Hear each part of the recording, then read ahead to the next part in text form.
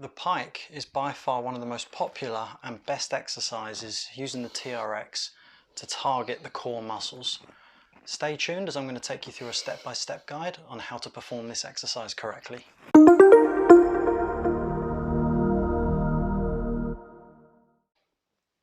Hi, I'm Anthony from Breathe. The TRX Pike is without a doubt one of the best exercises you can do to work the core using the suspension trainer. So let's go through how you do this. First of all, you want to set the strap to mid-calf height, and it's going to be ground facing away from the anchor point.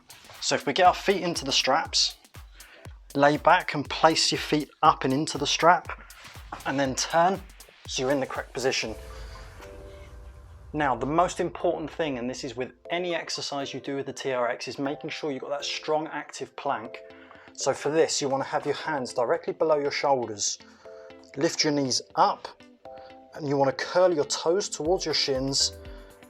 Activate the glutes, keep them nice and tight, so you're in that nice straight line.